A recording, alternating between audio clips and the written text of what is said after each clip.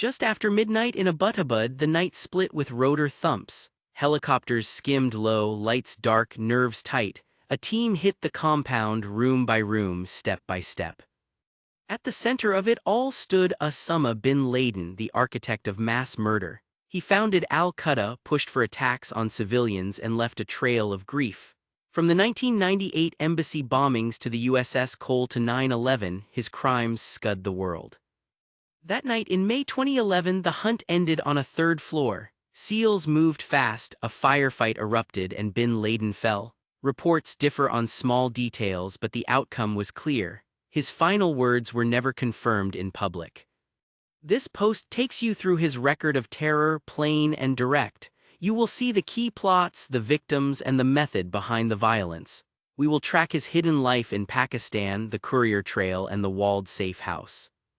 We will walk the raid minute by minute with what credible sources show. From the first breach to the final shots, you will feel the pace. You will see how a decade of work closed in on one door. For crime story fans, this is a case file with blood and consequence. No fluff, only facts and a clear timeline. Justice did not come easy, but it came. What, if anything, did he say with his final breath? Who was OSAMA bin Laden, and how did he rise to power? To understand the raid, you need the origin story. Bin Laden did not appear out of nowhere. He carried wealth, zeal, and a growing fury, and he built a network that turned that anger into action. From wealthy son to jihad warrior. OSAMA bin Laden was born in 1957 in Riyadh to the bin Laden clan, one of the richest families in Saudi Arabia. His father ran a vast construction empire with contracts tied to the royal family. Money opened doors, but religion shaped his path. He embraced a strict strain of Sunni Islam early on, studied at King Abdulaziz's university, and built ties with hoodlum clerics. Those relationships mattered more than classrooms. He went to Afghanistan in 1979 after the Soviet invasion. The war gave him purpose, cover, and recruits. He used his fortune to fund Gust Hussas, supply routes, and basic infrastructure for fighters. He built roads, bought equipment, and financed camps along the Afghan-Pakistan border. He became a fixer and a face, not just a donor. Arab volunteers, often called Afghan Arabs, flowed through these networks. Out of that wartime hub, he and close aides formed Al-Qaeda around 1988. It was first a services bureau, then a pledge-based organization with training, logistics, and media. The model was simple. Train men in small units, teach bomb skills and ambush tactics, indoctrinate with sermons and taped lectures, then send them back to strike. He was patient and he preferred structure. After the Soviets withdrew, he searched for the next enemy. The turning point came in 1990 and 1991 when the United States stationed troops in Saudi Arabia during the Gulf War. He saw foreign soldiers in the land of Mecca and Medina as a desecration. That grievance burned hot. By the mud 1990s, his focus fixed on America and its allies. He spent several years in Sudan in the early 1990s, building businesses and camps and supporting militants. Under pressure, he returned to Afghanistan in 1996, where the Taliban offered sanctuary. From there, the training machine scaled up. Recruits rotated through camps like Al-Faruq for weapons, explosives, surveillance, and covert travel. The goal was reach and repeatability. His words hardened into explicit calls for violence. In 1996, he issued a declaration framing attacks on the United States as a duty, naming the presence of U.S. forces in Saudi Arabia and sanctions on Iraq as core reasons. In 1998, he co-signed a fatwa with allied leaders that urged the killing of Americans, civilian and military, wherever found. Those documents were not vague. They were a manifesto and a green light. Key markers in that rise help explain his growing hate and organized intent. Wealth and access, family money funded safe houses, convoys, and early camps. Afghanistan 1979, the Soviet war gave him status, contacts, and battlefield myth. Organized training, Al-Qaeda built repeatable courses in weapons, explosives, and tradecraft. Shift to the U.S., the Gulf War troop deployments in Saudi Arabia refocused his target list. Public decrees, the 1996 Declaration and the 1998 Fatwa turned grievance into global marching orders. He wrapped strategy in faith language, but his actions were cold and methodical. He used media interviews and videos to praise attacks, recruit, and threaten more. The hate did not stay on paper. It moved through camps, couriers, and cells, and it landed in cities around the world. The major crimes that shook the world. Bin Laden left a trail of mass murder that spans continents and years. These were not random blasts. They were staged, synchronized, and filmed for effect. Each attack followed a script he helped write, then he amplified it with statements that glorified the bloodshed. Here are the crimes that defined his name. The 1998 U.S. Embassy bombings in Africa. On August 7, 1998, two truck bombs exploded minutes apart outside the U.S. embassies in Nairobi, Kenya and Dar es Salaam, Tanzania. More than 200 people were killed and thousands were wounded. Streets turned to cratered rubble, windows shattered for blocks. Most of the dead were local civilians on their way to work or passing by. Al-Qaeda carried out the coordinated strikes. The blasts targeted American sites but struck the heart of busy African cities. First responders dug through smashed concrete and twisted steel with their hands. Clinic hallways filled with the injured. Phones went silent. Families searched for names on paper lists taped to hospital doors. Bin Laden had already issued a public call to kill Americans and their allies in early 1998. The embassy bombings showed that his threat was not a bluff. Soon after, Al-Qaeda claimed responsibility. Bin Laden appeared in videos that praised the attacks and promised more. He framed the deaths as lawful and blessed, reducing human lives to proof of intent. U.S. prosecutors later indicted him and his lieutenants for plotting and executing the bombings. Key points to remember. August 7, 1998, two near-simultaneous truck bombs in Kenya and Tanzania. Over 200 dead and thousands injured, most of them civilians. Al-Qaeda claimed responsibility, and Bin Laden reinforced it in video statements.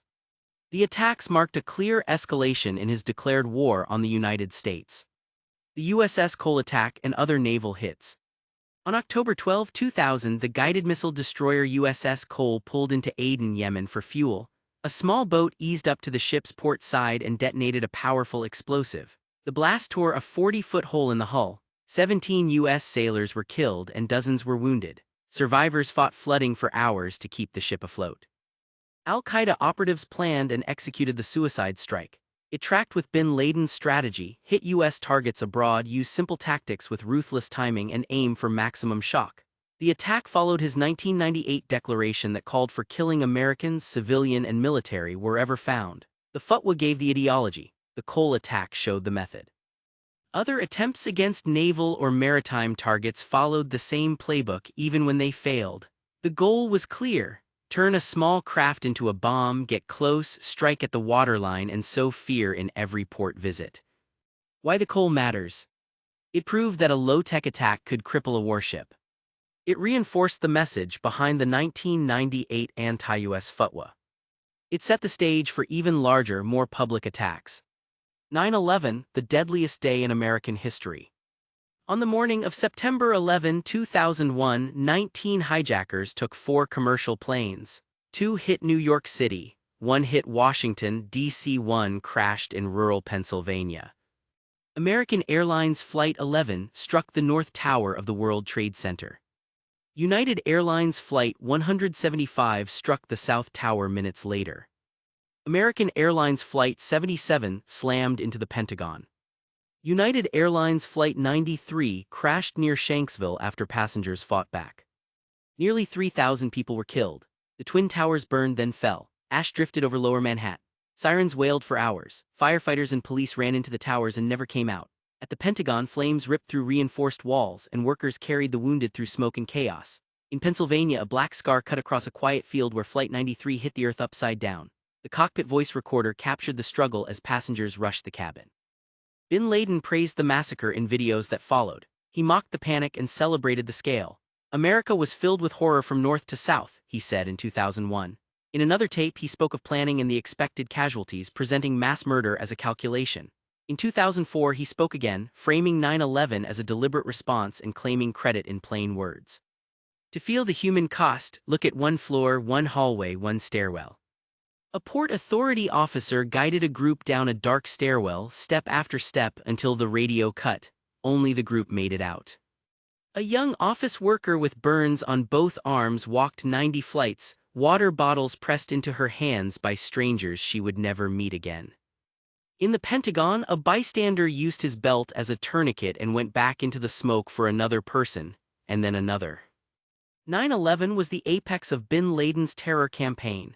The attacks were designed for television, timed for morning news, and built to break steel and spirit. He wanted shock and a spectacle, and he got both. The scars remain in memorials, in names read aloud each year, and in the faces of survivors who still carry the day in their bodies. Years in hiding, life inside the Abbottabad compound. Life inside the Abbottabad compound was tight, silent, and ruled by caution. Curtains stayed closed, children were told not to play near windows, every scrap of trash was burned. Messages went out by courier, then vanished into the noise of the city. Inside, OSAMA bin Laden watched the news, took notes, and wrote letters that showed both control and fear. He lived like a fugitive who still wanted to command a global network. The letters captured a man counting risks and counting failures, not a mastermind at ease. He tracked drone strikes, monitored arrests, and fought to keep his brand from sinking under the weight of blood and blunders. Daily struggles and secret plans from letters. The seized documents paint a clear picture. Bin Laden was frustrated, worried about al-Qaeda's standing, and obsessed with details. He wrote as a manager under siege, not a victor. Fear of failure, he saw a network fraying at the edges. Communications lagged for weeks, leaders were killed or missing, money moved slowly. He scolded subordinates for sloppy tradecraft and weak discipline.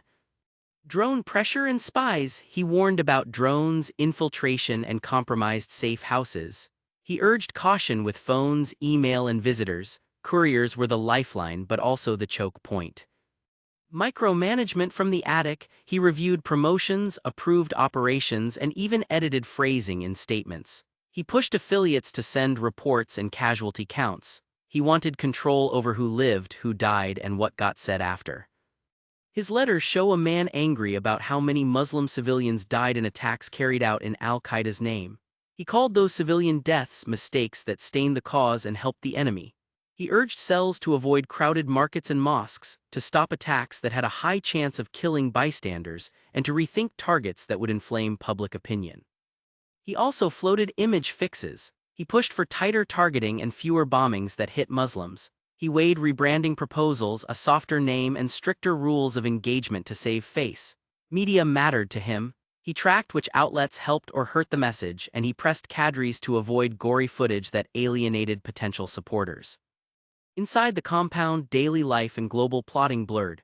Family letters discussed news events and the Arab Spring while his memos chased the next strike. He still wanted a spectacular hit on the United States, if not a large-scale repeat of 9/11, then something timed and symbolic. He sized up trains and softer infrastructure. He asked for patience, precision, and clean execution. The papers also include talk of plots against President Barack Obama. The idea was simple, the execution far from it. He explored ways to target senior American leaders, including attacking aircraft, and he looked to trusted operatives with reach in Pakistan to explore options. He knew the odds were poor. Security was tight, drones were overhead, and reliable talent was scarce. The letters read like ambition running into walls. Even as he dreamed of a headline strike, he pushed for smaller, repeatable attacks.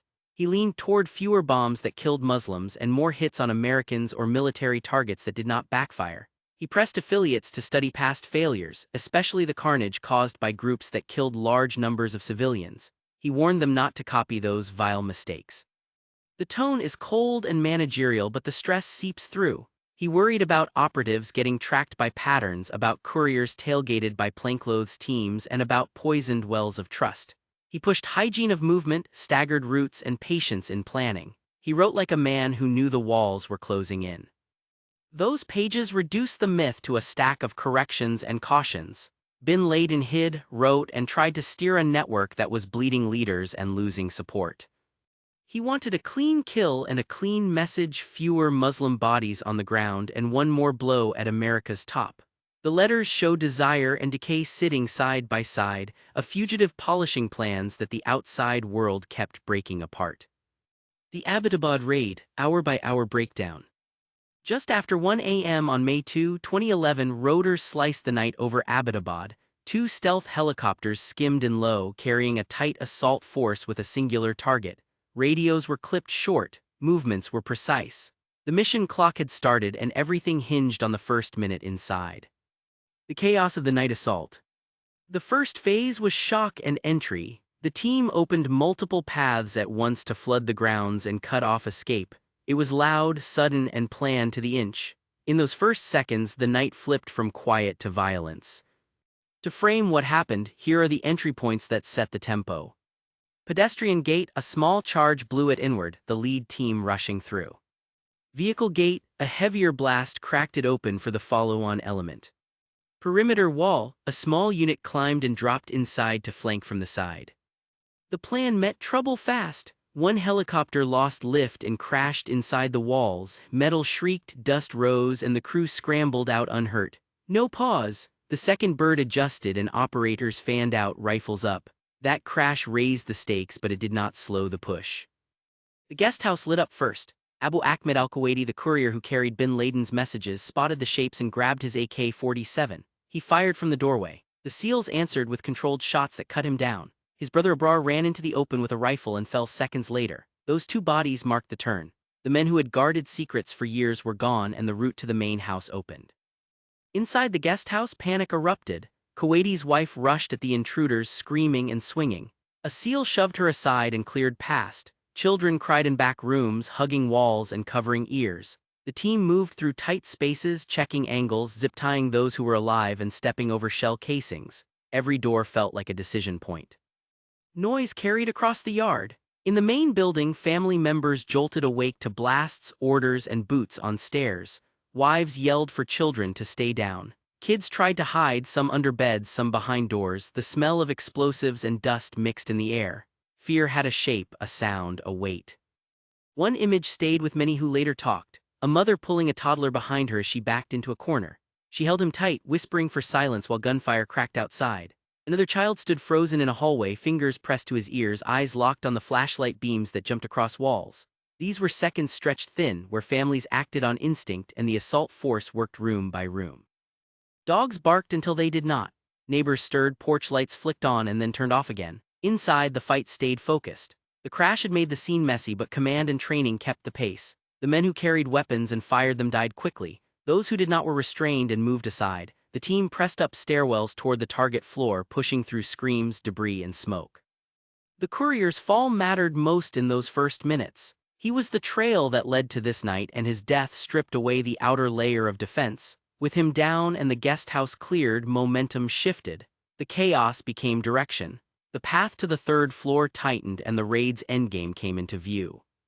Osama bin Laden's last words and final breath. The third floor hallway was tight, dark, and charged with fear. Seconds mattered. Footsteps, shouts, and the snap of gunfire closed the distance. What came next ended a decade of pursuit, but it did not leave a clean record of his final words. What we know from the raid.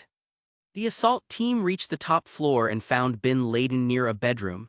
He did not surrender. He was shot and killed in the brief clash. That is the official account, and it has held in public statements. There is no released audio of the last exchange. There is no confirmed transcript of anything he said in that room. The team secured the body, verified the target, and moved fast. The operation lasted about 40 minutes. No Americans died. A helicopter lifted his body out before neighbors knew what had happened. The hunt was over in one night on a staircase and a threshold. Conflicting claims and the fog of minutes. Some accounts from inside the compound have long challenged the sequence. A daughter claimed he was alive before he was shot.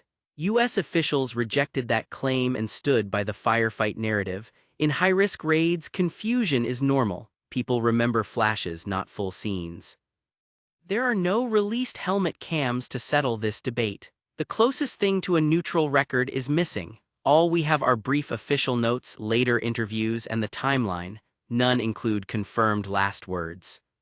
For readers who want the bottom line, no verified audio exists of anything he said. Final words were not released by U.S. officials. Conflicting stories persist and likely always will. His last written words. If you want his last voice, read the letters from Abbottabad. Those pages show a cornered boss worried about failures and image. He scolded subordinates for chaos, warned about drones, and pressed for tighter targeting. He told followers to avoid killing Muslim civilians, not for mercy but to save the brand. He also urged patience for another strike against the United States. Those writings, not a whispered line in a hallway, are his real parting message. Control, fear, and a final push for relevance. That is the voice that survived the night. After the raid, global impact and lingering questions. The shots stopped in Abbottabad, but the echo rolled for years. Governments claimed wins, allies traded side-eye, and old enemies watched for the next move. The world did not get peace that night. It got a turning point, a stack of files, and a lot of hard questions that still refused to sit still. Shockwaves in capitals and on the street. The first hours were raw. Crowds gathered outside the White House and in New York. People cheered, cried, and held photos. Leaders called it justice. It felt like a long, bitter chapter had turned. In the United States, the message was clear. After a decade of war and grief, the architect of 9/11 was dead. In Europe and parts of Asia, allies praised the operation, then tightened security. Across many Muslim-majority countries, reactions mixed. Relief at his death lived beside anger at how the raid was done. That blend of joy and unease set the tone. It was a win, but not a clean one. Pakistan partner, bystander, or something else. The raid sliced into U.S. Pakistan trust. American forces went in without telling Pakistani officials. That choice embarrassed Islamabad and sparked rage at home. How could the world's most wanted man live a short drive from a military academy? Public questions piled up. Did Pakistan's security services miss him, despite the compound's odd profile? Were parts of the state looking away, or worse, helping? How deep did the failures run? A government inquiry in Pakistan called it a story of incompetence and missed signals. The damage, however, went far past paperwork. Cooperation on counterterrorism took a hit, mutual suspicion hardened. The partnership survived, but both sides watched each other with sharper eyes. What the SEALs carried out: paper, drives, and a map of a network. The raid pulled hard drives, letters, and phone numbers out of the house. That trove told a story in bin Laden's own words. He was still active as a manager, but he was boxed in by drones, arrests, and bad press from mass casualty attacks that killed Muslim civilians. Intelligence wins from the stash mattered. Clearer links between core al-Qaeda and its far-flung wings. Notes on plots that shaped later defenses, including interest in U.S. rail and smaller, timed attacks. Details on couriers, safe houses, and the slow rhythm of a hunted network. Those files gave agencies a sharper picture of a group in survival mode. The myth looked smaller under a desk lamp. Al-Qaeda after bin Laden, not gone, just different.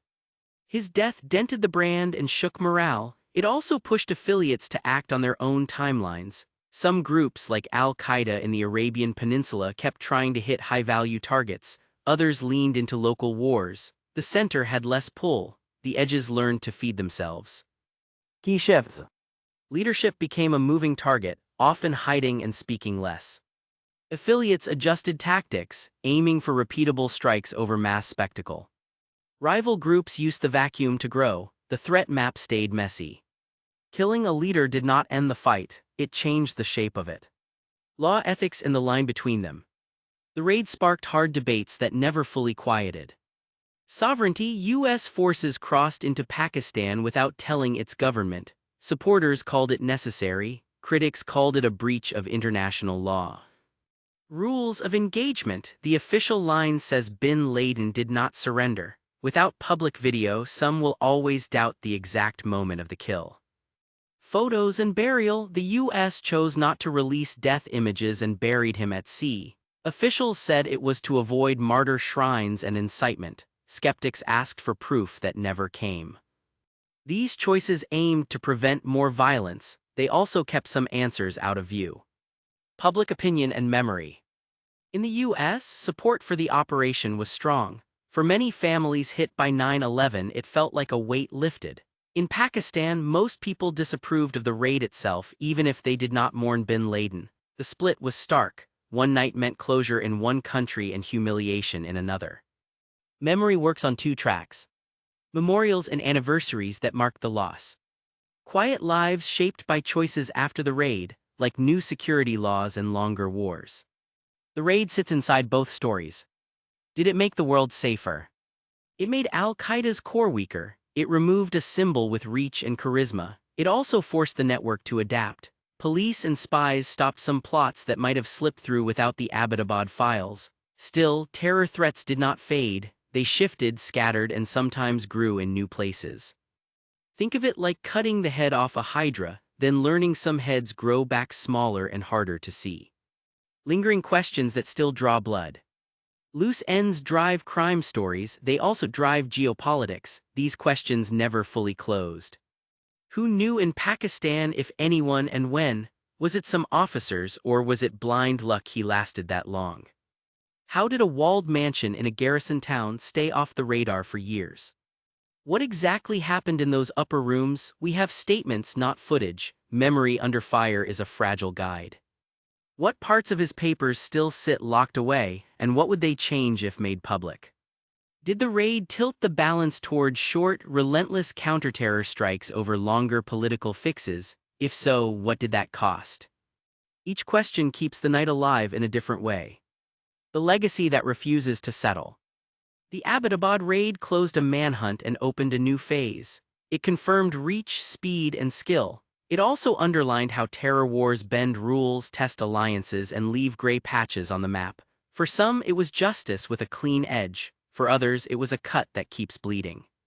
Here is the blunt truth. The world felt lighter for a day, then the work started again with the same care, the same risk, and the same shadows on the wall. This story began with a man who chose mass murder, then built a network to carry it out. From the embassy bombings to the USS Cole to 9/11, Osama bin Laden's crimes cut through cities and families, and they left scars that still ache. The Abbottabad raid closed his last hours in a dark hallway, fast and final, while the question of his last words stayed unanswered. The evidence in his own letters showed a cornered boss, still pushing for strikes, still trying to shape a message through fear.